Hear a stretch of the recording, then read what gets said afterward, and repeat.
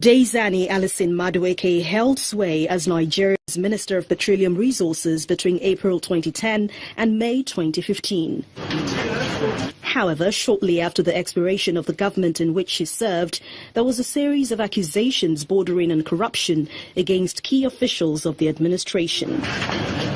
Mrs. Alison Madueke's name came up in more than a few of the investigations.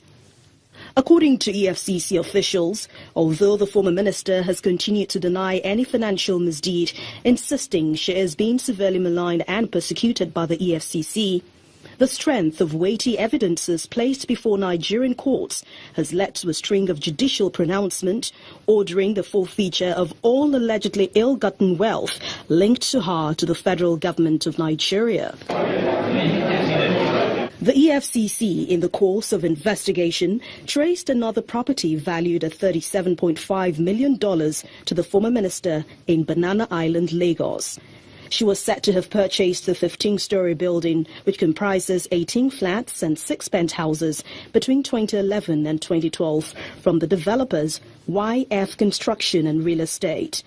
The property was allegedly acquired in the name of a shell company, Rosenpex Limited, which is managed by one Afame Funawokedim, principal partner, Stillwater's law firm, Lagos. Also in Lagos, Mrs. Alison Madueke allegedly bought a block of 6-unit serviced apartments at number 135 Awolowo Road, Ikoyi, just a few hundred meters away from the EFCC Zonal Operations Hub at the rate of 800 million naira on January the 6th, 2012. Several other properties were also linked to the former minister in Rivers and Bayelsa states, as well as the Federal Capital Territory. In a new twist, another court in Lagos has ordered the interim forfeiture of the sum of 7.6 billion naira, also traced to the former minister. The question on the lips of many now is there any end to these discoveries, and how soon will the cases be dispensed with so that Nigerians can get a clearer picture of what actually transpired under the last administration? Oh boy, put yourself together. Sorry, Jare, my people. It's your girl, Adiola. Help me beg Amo. Kolidowo has not slept for days. His mother said that every night the boy wakes up in the middle of the night screaming, $18 million. Hey! $18 million. That is what he's been saying, since he heard the news. Have you heard the news? Even me. I can't sleep. I can't eat. I've lost 10 pounds because of this news. That Nigeria's former petroleum minister spent $18 million on a house. Hey! This past April, you guys know that EFCC seized jewelries worth £2 million from this same madam. £2 million worth of jewelries from her and the wife of former Kore, that is her associate. All of them, never mind. One wristwatch that they seized from this madam was 600,000 pounds. 600,000 pounds. That is 185 million naira for madam's wristwatch. Call it the one. It's okay. Stop crying now. It's okay. Don't cry. That is even small. You didn't hear that the wristwatch that they seized from the wife of Omokore is 1.4 million pounds. Hey, 1.4 million. Father, where is thy face? An $18 million house in Asokoro, an affluent suburb in the Nigerian capital, Abuja. The furnishings inside are worth over $2 million. Hold on. Furniture, $2 million. The government says it was bought with public money allegedly stolen by the former petroleum minister, and it has a bulletproof gym. Right there. Stop it right there. Did you guys hear bulletproof gym? Madam, is somebody trying to kill you because you want to lose weight? I don't know why anyone would come after you for trying to stay in shape. Bulletproof gym. I'm just trying to imagine how much money they buried in that gym. This is a country where you can build a decent house with 10 million naira. That is less than $40,000. Maybe not in Abuja, but in my village with 10 million naira, everybody will envy you. Madam, not only you can come as the petroleum minister, you were spending €500,000 every month renting a private jet, not even for official use, but for herself and her family. She had spent more than 10 billion naira on renting a private jet before everybody got to know about it. Not only that, $20 billion disappeared under your nose. from your ministry, madam. Are you the only one? But what baffles me is her response to this video by Al Jazeera. She came out and said there's nothing wrong with somebody of her caliber, somebody of her status, owning an $18 million house. She listed her qualifications, reminding us that she studied architecture in England and she got a degree from Howard University in the US.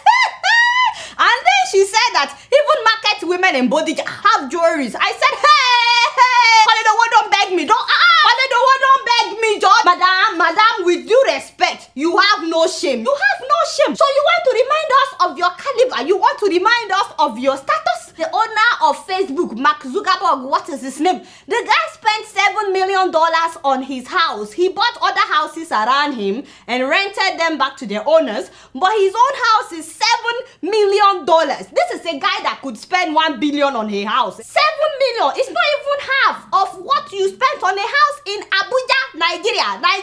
Abuja. I know that the rest of us, we are fringes. Seriously, if we are talking about status, the president of America, President Barack Obama, is buying a $5 million house to retire. Is it that as the president of the United States of America, he doesn't have status or he didn't have access to money? I don't get it. What kind of status warrants a public official to spend $18 million of public fund on a house? What kind of status? Don't you think that something is wrong when you have $18 million house in Nigeria? Yet when you got sick, they had to fly you to another man's country for treatment?